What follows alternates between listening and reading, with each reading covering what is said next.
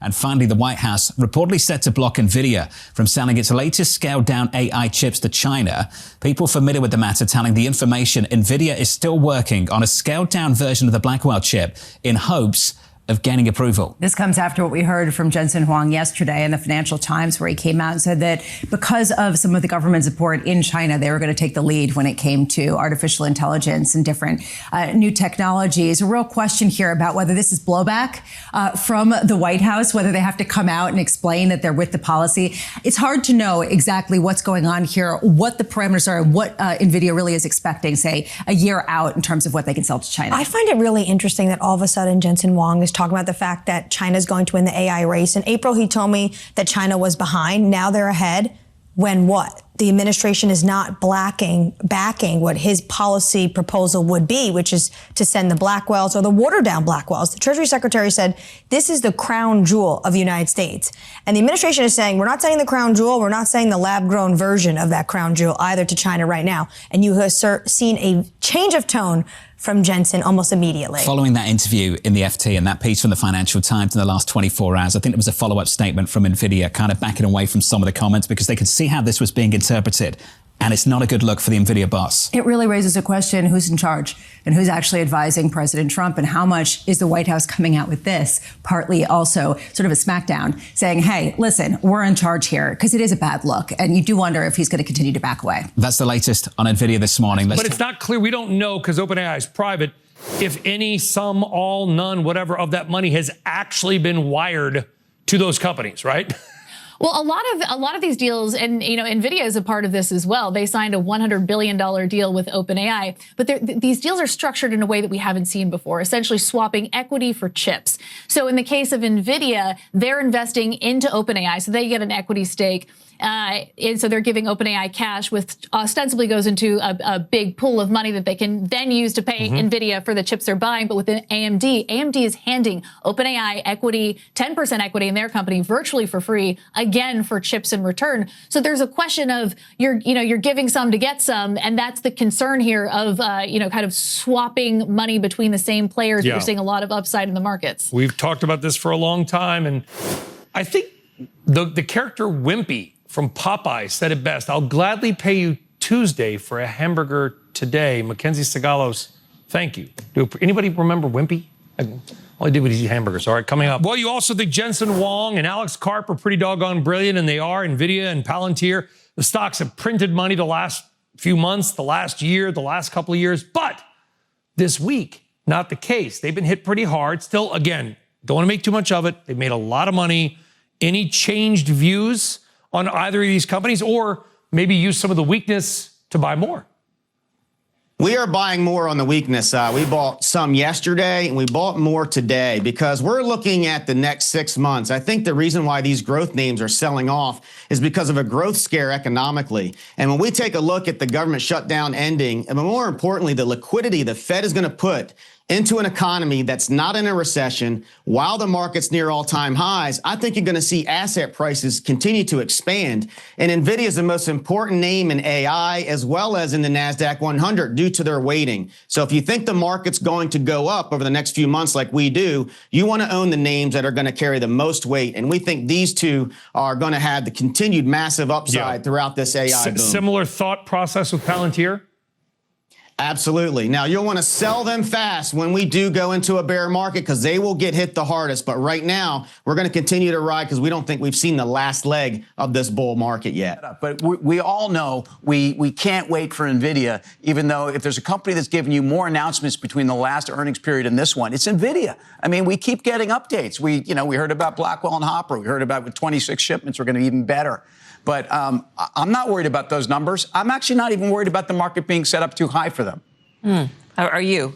No, but listen, I think two things can be true at the same time. Yes, there's froth in the market. Where in the market? I think it's pretty far out the risk spectrum. And if you continue to see statements like we saw from OpenAI, which perhaps suggest that they want government backing or should have government backing, I think that is what gives the market some shakes. And I don't think that shaking should be happening within Microsoft and NVIDIA. I think that shaking should be happening pretty far out along the curve, the snowflakes, the more quantum-related stocks. Yeah. I'm sure, Steve, I'm not sure if you agree there or not, but I think we need to kind of separate the two. You can still have confidence in the market and also agree that there is froth therein. It's really a rotation story. And what's happening is when you start to see the names that have been winners for the past 12, 24 months start to roll over, clearly you're going to get margin squeeze out of those names. And so those might be, when we say dips, those might be small dips, but those might present the only opportunity that you have to get into those names. I'm not by any means suggesting that you should go throwing money at tertiary names. I'm saying when you see pullbacks that are because of headline risks that have nothing to do with fundamentals and the core stocks that have led us to our highs, you should be looking at least at putting a shopping list together to get into those at discounts. What are the fundamental? I mean, isn't it concerns about spending? I mean, how do we separate? You know, you have the government shutdown dynamic today that lifted all stocks into the close, okay, right? So you have that headline, mm-hmm, right? But at the same time, when you say fundamentals, what are the fundamentals of the earnings? Fundamentals of the earnings? The fundamentals are they are spending a lot. Okay. The fundamentals are we don't know what they are going to get in return for that spending. So that's my problem. I'm looking at CapEx. Separate the story. So CapEx in 2025 was $350 billion or thereabouts. 2025, they're forecasting for $500 billion in 2026. The market needs $500 billion or more. Is that going to happen? So if we look at the GDP numbers, all the GDP growth, or 92% of the GDP growth, was AI spend. That, to me, accounts for 4% of total GDP being AI spend. That's more than railroads. That was more than the telecom bust. It's more than ever. That can't be sustainable. Results, NVIDIA down 7%. Its earnings less than 2 weeks away. Our next guest thinks, though, tech stocks can still rip higher by 8 to 10% into year-end. Dan Ives is Wedbush's global head of technology research. He joins us now. Dan, great to have you with us. Great to be here. We mentioned some of those names, the high flyers, Oracle, the Palantir, AMD. I want to go to Meta, though, because Meta seems to be an interesting sort of example of this question that investors are really asking themselves in terms of what they're getting for that AI spend, the prognostication of we're going to spend a lot of money and it's time to spend money because we got to seize the opportunity. But they're not really giving investors a roadmap as to how they're going to reap the returns on this investment. Is Meta an outlier, or is this going to be the example that we look back on and think the whole sector is going to be held to this standard at some point? Look, I think Meta is a bit of an outlier just because, obviously how dramatically more they're going to spend on CapEx and what happened to numbers going into next year. But in my opinion, Meta's a table pounder here, and I think below 600, because it's my view, they're transforming this business over the coming years. Zuckerberg right now, wartime CEO. I get fretting about everything that's happening here, but this is an AI arms race. And I continue to view it as you want to see them spend because you're talking about the earnings growth over the coming years is going to be massive. That's why they're spending. Dan, it's Karen. Thanks for being on. Thanks for wearing that outfit. It's always good to see what you're wearing. So great. Meta, which is a big position for me, so it's been a painful, week or two. The promise of what the spend is, we know that their business, that they've been able to use AI in their business, and the product that they're able to deliver to advertisers has really that's working. But the part that we don't know is the llama spend, and we do know they get some revenue sharing. Maybe you could tell me how significant that is. But that's still a big question mark. What do you think the return on this, whatever they're going to spend, $100+ billion next year, what does it need to be? Look, I think the return ultimately is going to be multiples of what they're spending over the coming years because they're going to change their whole advertising model. You look at the monetization of 3 billion users, that's what they're focused on. And I think that is the smart move because the Meta today is going to be a whole different Meta over the coming years. Even when you look at the further monetization that you're going to see from the hardware perspective and software, they're building out a new ecosystem. And I think that's where, of course, the winners, the clear ones, NVIDIA, AMD, chip makers, everyone else. But you look what's happened in Microsoft here. I think that it's another table pounder under 500 because in my view, the enterprise backyard will be Redmond's. And this is one where I think the market is sort of misread or maybe nervousness in terms of what we're seeing.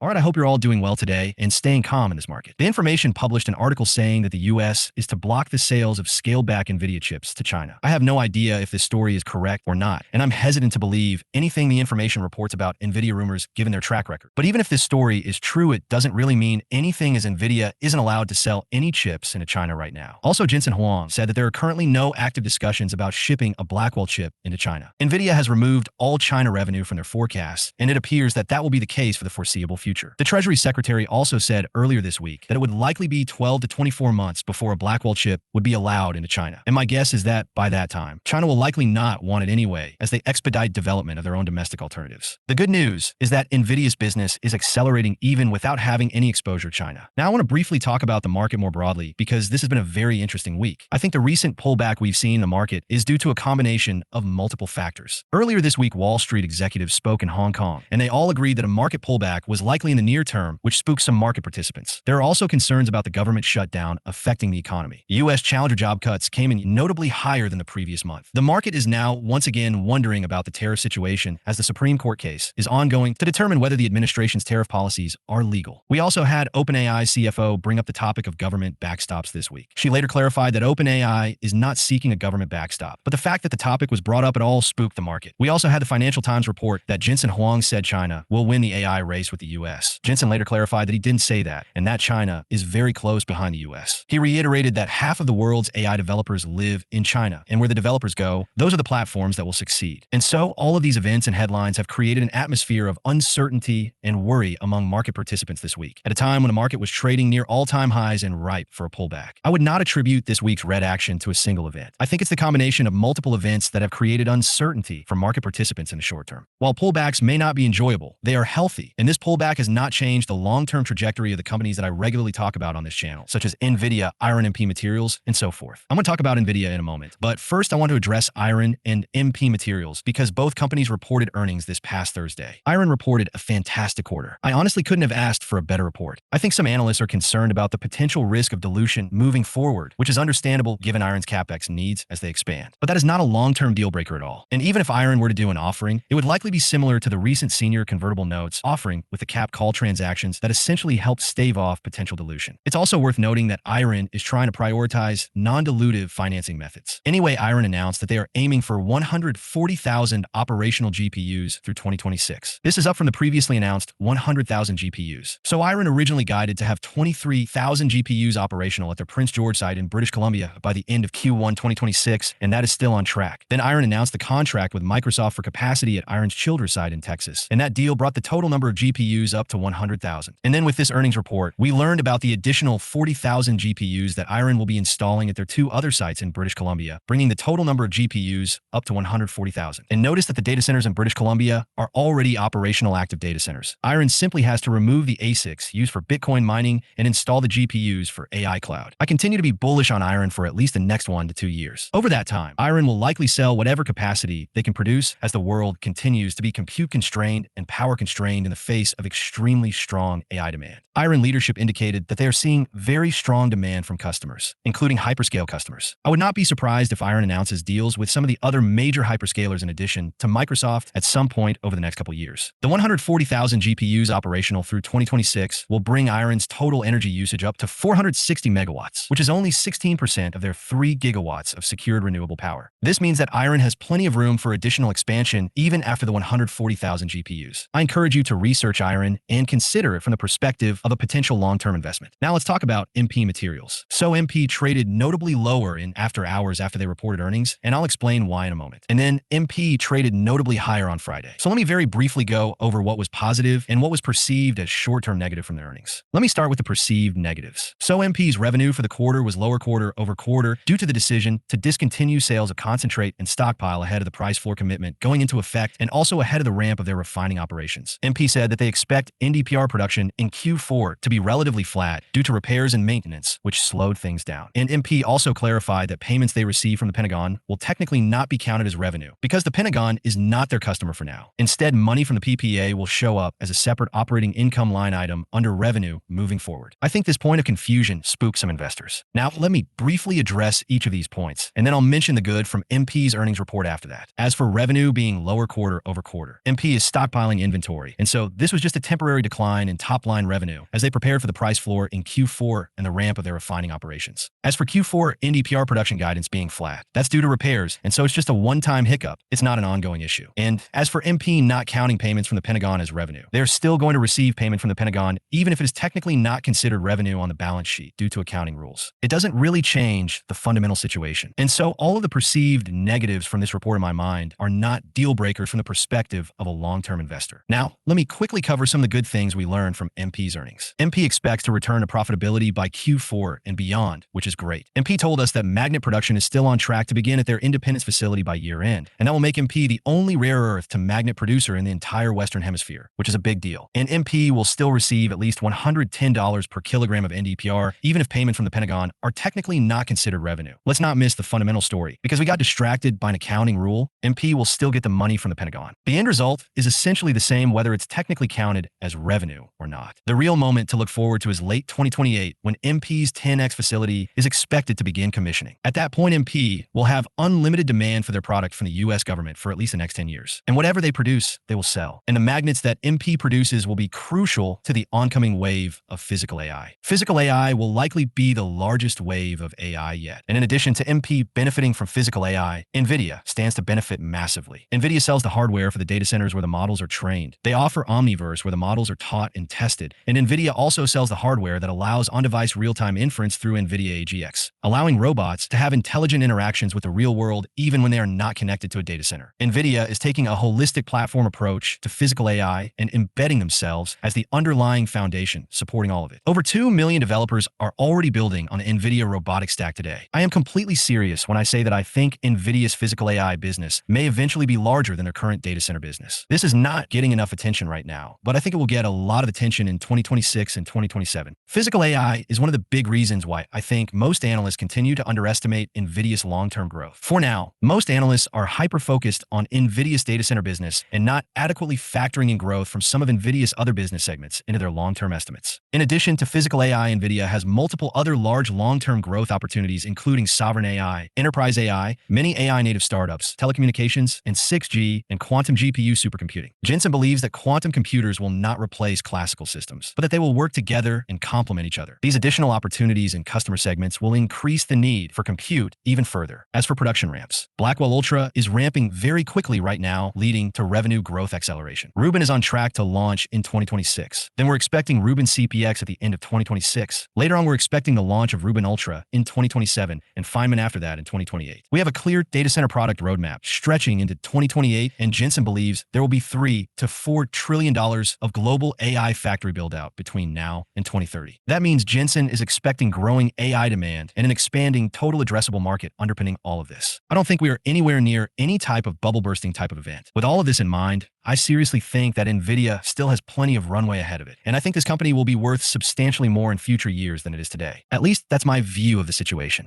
Remember to stay calm in this market. Remember to maintain a long-term perspective, and do not make any hasty or irrational decisions. With all of that being said, I hope you all have a great rest of the day, and I'm curious to hear your thoughts about NVIDIA in the comments below. Please leave a like on this video so more people will see it. And while you're down there, please consider subscribing. It's free, and you can always change your mind. Thanks for watching, and hopefully I'll see you in the next video.